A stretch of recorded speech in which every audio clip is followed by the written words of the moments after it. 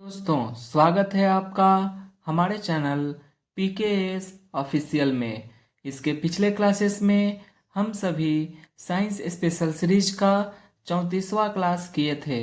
यह class totally RRB ALP पर focus किया गया है, जिससे आप अपनी ALP का एग्ज़ाम आसानी से प्रिपेयर कर सकते हैं। यह साइंस स्पेशल सीरीज आप सभी को कैसा लग रहा है, कमेंट करके ज़रूर बताएं। चैनल पर नए हैं तो चैनल को सब्सक्राइब कर दीजिएगा, ताकि RRB ALP टेक्नीशियन NTPC से रिलेटेड जितनी भी यहाँ क्लासेस होती हैं वह आप सभी को डेली मिलती रहें। तो चलिए शुरू करते हैं। सबसे पहला क्वेश्चन है, निम्न में से कौन सी धातु एल्युमिनियम सल्फेट विलयन से एल्युमिनियम की विस्थापन कर सकती है? Option A copper, option B magnesium, option C Hg, option D Fe। इसका राइट आंसर क्या होगा आप लोग कमेंट करके जल्दी से बताइए। देखिए, जो मैग्नीशियम धातु है, ठीक है, जो मैग्नीशियम धातु है यह एल्युमिनियम सल्फेट विलयन को क्या करेगी, विस्थापित कर सकती है। ठीक है, मैग्नीशियम जो है वो एल्युमिनियम सल्फेट विलयन में एल्युमिनियम की जो धातु है इसको विस्थापन कर सकती है।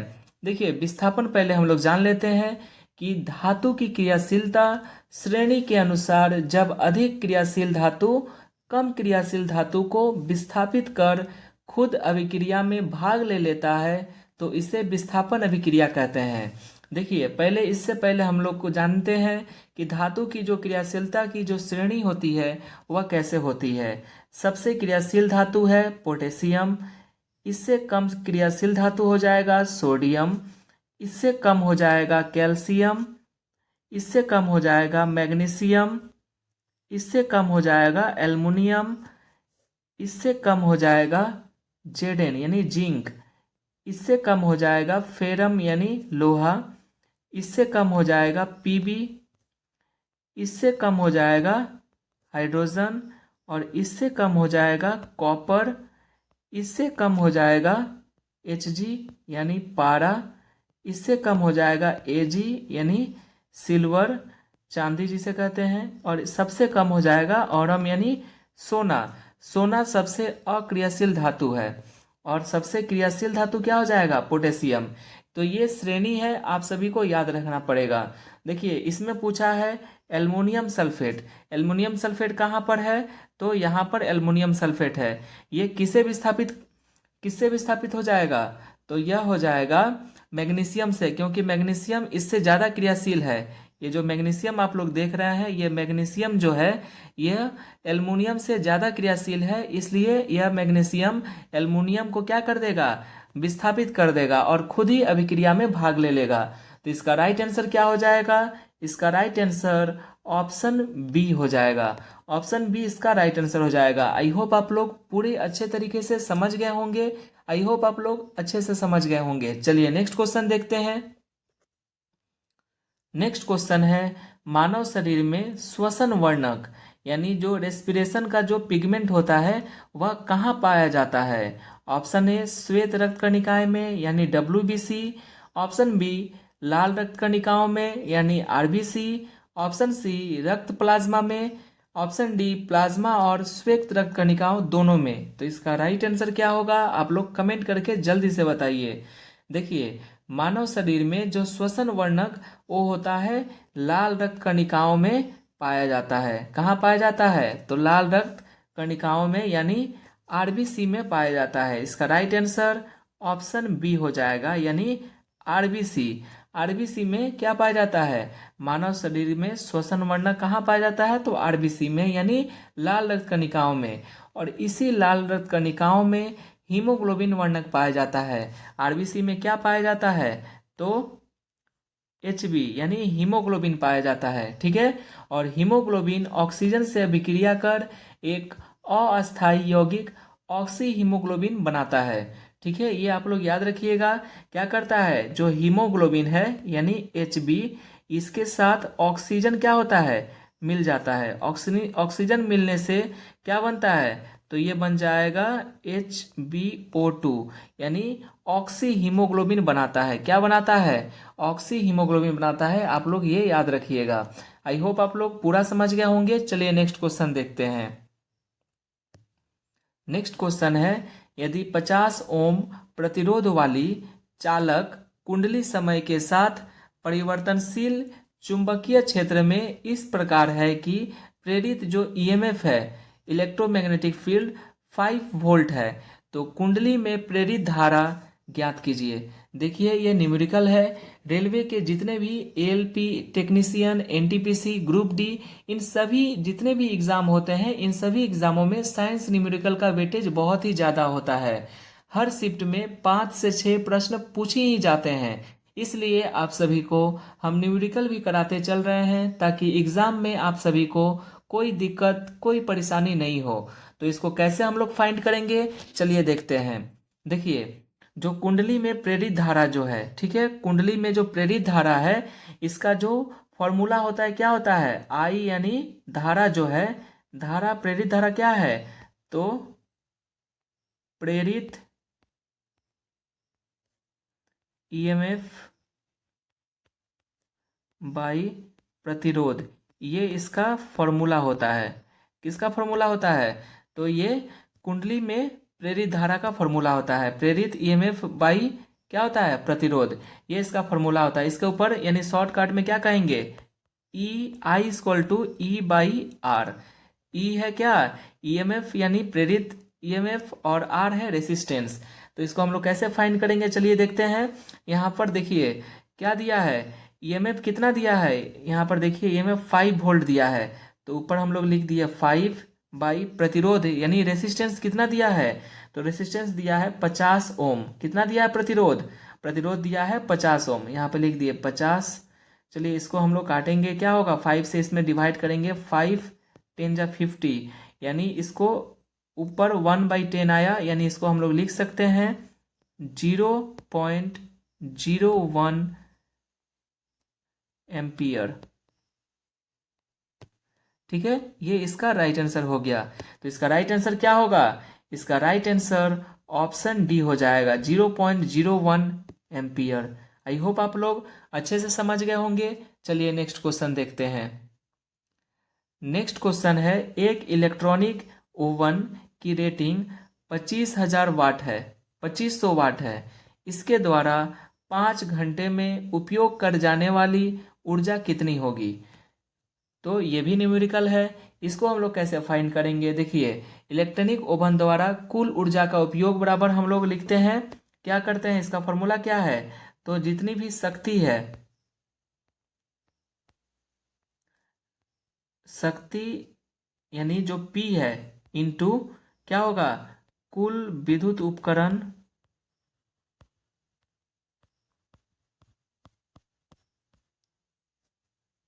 इनटू समय, ये सबके बटे करके 1000 से डिवाइड देंगे, तो क्या होगा? ये निकल आएगा। चलिए इसको करके देखते हैं। देखिए शक्ति कितना दिया गया है, तो 2500 वाट लिख देते हैं। 2500 वाट मल्टीप्लाई कितना, कुल विद्युत उपकरण कितना है, तो देखिए एक ही बोला है, एक इलेक्ट्रॉनिक ओवन, एक ठो इलेक्ट्रॉनिक ओवन है, तो एक लिख दिए, मल्टीप्लाई। ठीक है, उसके बाद समय कितना दिया है, तो 5 घंटा समय दिया है, तो लिख दिए 5, इन सबके बटे 1000 कर देंगे। ठीक है, तो 1000 से अब हम लोग इसको काटेंगे तो कितना आएगा? देखिए ये 2 जीरो से ये 2 जीरो चले गए, और ये 5 से 10 चला गया 2 टाइम्स में, और 25/2 यानी 25 का आधा कितना होता है, तो 12.5। ये क्या हो गया? 12.5 किलो वाट आवर। कितने जो ऊर्जा होती है वो किलोवाट आवर में निकलती है। ठीक है, तो इसका राइट आंसर क्या हो जाएगा? तो इसका राइट आंसर ऑप्शन क्या होगा, बताओ जल्दी से। तो इसका राइट आंसर ऑप्शन बी हो जाएगा। ठीक है, 12.5 किलोवाट आवर। ठीक है, इस तरह हम लोग फाइंड करेंगे। आई होप आप लोग पूरा समझ गए होंगे। चलिए नेक्स्ट क्वेश्चन देखते हैं। नेक्स्ट क्वेश्चन है, एक माध्यम के निरपेक्ष अपवर्तनांक का मान हमेशा डैश होता है, 0 के बराबर, ऑप्शन बी 1 से अधिक, ऑप्शन सी 0 के बराबर, ऑप्शन डी 1 से कम। तो इसका राइट आंसर क्या होगा, आप लोग कमेंट करके बताइए। एक माध्यम के निरपेक्ष अपवर्तनांक का मान हमेशा 1 से अधिक होता है, ये आप लोग याद रखिएगा।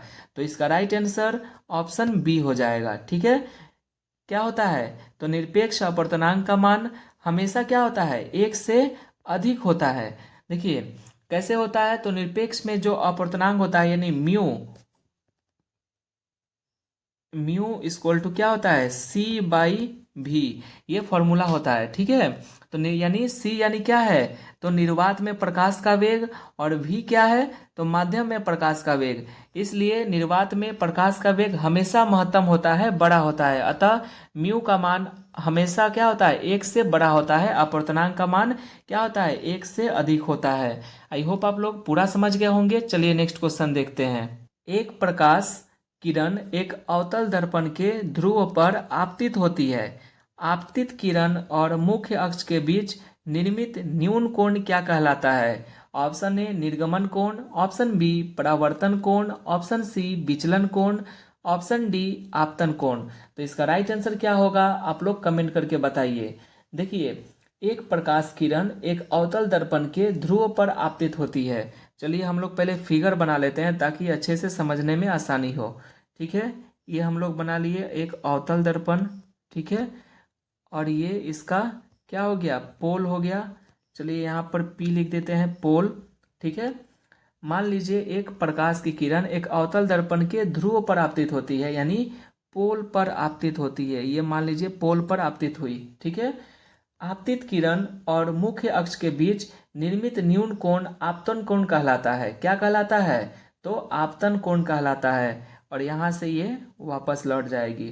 तो ये क्या हो गया, ये आपतित किरण, और ये हो जाएगा परावर्तित किरण। ठीक है, तो क्या हुआ, तो एक प्रकाश किरण एक माध्यम एक अवतल दर्पण के ध्रुव पर आपतित होती है, और आपतित किरण और मुख्य अक्ष के बीच निर्मित जो न्यून कोण होता है वह क्या कहलाता है, आपतन कोण कहलाता है। तो इसका राइट आंसर ऑप्शन डी हो जाएगा। ठीक है, आई होप आप लोग अच्छे से समझ गए होंगे। चलिए नेक्स्ट क्वेश्चन देखते हैं। नेक्स्ट क्वेश्चन है, निम्नलिखित में से कौन सा लवण लगभग 7 pH वाला जलीय विलयन उत्पन्न करेगा। तो ये आपके ऑप्शन रहे, तो इसका राइट आंसर क्या होगा, आप लोग कमेंट करके जरूर बताइए, जल्दी से बताइए कमेंट करके। देखिए जो K2SO4 है, ठीक है, K2SO4 ये लवण का pH मान लगभग 7 के बराबर होता है। तो इसका राइट आंसर क्या हो जाएगा, इसका राइट आंसर क्या होगा बताइए जल्दी से, इसका राइट आंसर क्या होगा बताइए। तो इसका राइट आंसर ऑप्शन सी हो जाएगा। ठीक है, देखिए पहले हम लोग जान लेते हैं कुछ बातें कि उदासीन लवण क्या कहलाता है। तो देखिए प्रबल अम्ल एवं प्रबल क्षारक की अभिक्रिया से बनने वाला जो लवण होता है वह क्या होता है, उदासीन लवण होता है। ठीक है, यानी उसका जो pH मान जो होता है लगभग 7 के बराबर होता है। ठीक है, ये आप लोग याद रखिएगा। देखिए प्रबल अम्ल और प्रबल क्षारक मिलकर क्या बनेगा, उदासीन लवण, और जल का निर्माण होता है। अम्लीय विलयन का pH मान 7 से कम होता है, और क्षारीय विलयन का pH मान 7 से अधिक होता है। इतनी बात आप लोग को जाननी चाहिए। आई होप आप लोग पूरा समझ गए होंगे। चलिए नेक्स्ट क्वेश्चन देखते हैं।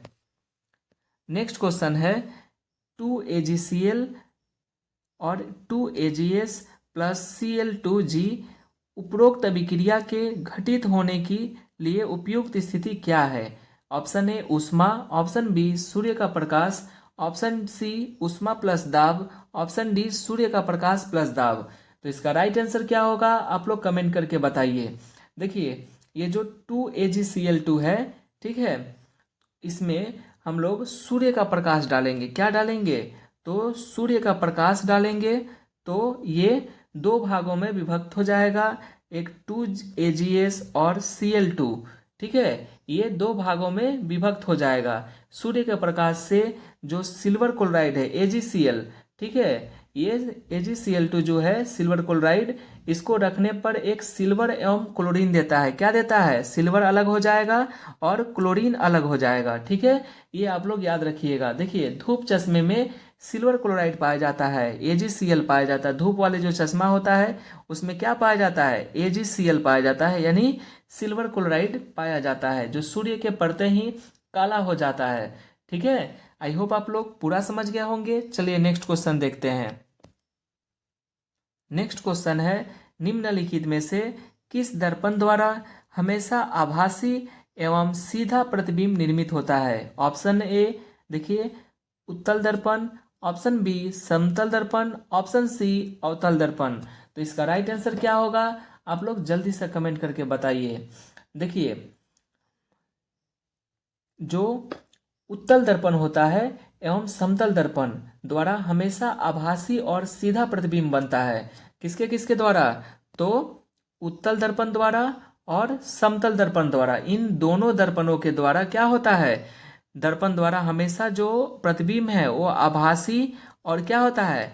सीधा प्रतिबिंब दिखाई देता है, प्रतिबिंब निर्मित होता है। ठीक है, तो उत्तल दर्पण में वस्तु के कहीं भी अनंत एवं ध्रुव के बीच रखे होने पर प्रतिबिंब सीधा आभासी तथा वस्तु से छोटा तथा ध्रुव और फोकस के बीच बनता है। ये आप लोग याद रखिएगा। और जो समतल दर्पण है, ये समतल दर्पण क्या होता है? समतल दर्पण द्वारा बना प्रतिबिंब जो होता है वह भी सीधा आभासी और दर्पण के पीछे उतनी ही दूरी पर जितना वस्तु रहता है, जितनी दूरी पर, तथा बराबर आकार का बनता है समतल दर्पण में। ठीक है, इतनी बात आप लोग को पता होनी चाहिए। तो इसका राइट आंसर क्या होगा? आप लोग जल्दी से कमेंट कीजिए।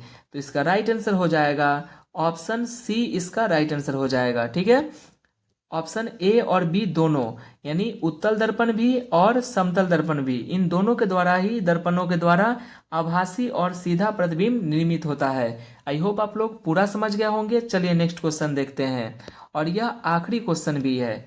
देखिए, जिप्सम से प्लास्टर ऑफ पेरिस बनाने के लिए कितने तापमान की आवश्यकता होती है? Option A 173 degree centigrade, option B 120 degree centigrade, option C 373 degree centigrade, option D 0 degree centigrade. तो इसका राइट आंसर क्या होगा? आप लोग कमेंट करके बताइए। देखिए, जो जिप्सम से प्लास्टर ऑफ पेरिस बनाने के लिए कितने डिग्री सेंटीग्रेड तापमान की आवश्यकता पड़ती है? तो 120 डिग्री सेंटीग्रेड तापमान की आवश्यकता होती है। क्या करने के लिए? तो प्लास्टर ऑफ पेरिस, जिप्सम से प्लास्टर ऑफ पेरिस बनाने के लिए। ठीक है, इसका क्या अभिक्रिया क्या होता है? देखिए, CaSO4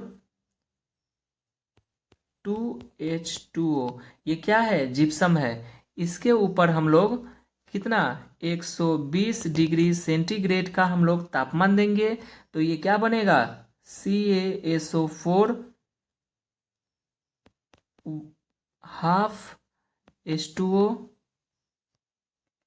प्लस 3/2 H2O। तो यह निर्मित होगा। ये क्या है? जिप्सम है, और ये क्या है? ये जिप्सम है, और ये क्या हो गया? तो प्लास्टर ऑफ पेरिस का निर्माण हो गया। ठीक है, बहुत बार इक्वेशन भी पूछता है, जिससे आप लोग घबराना नहीं है। ठीक है, अच्छे से इक्वेशन भी देख लेना है, इनके कुछ उपयोग जान लेते हैं। तो देखिए, प्लास्टर ऑफ पेरिस का उपयोग टूटी हुई हड्डियों को जोड़ने के लिए क्या किया जाता है? प्लास्टर चढ़ाया जाता है।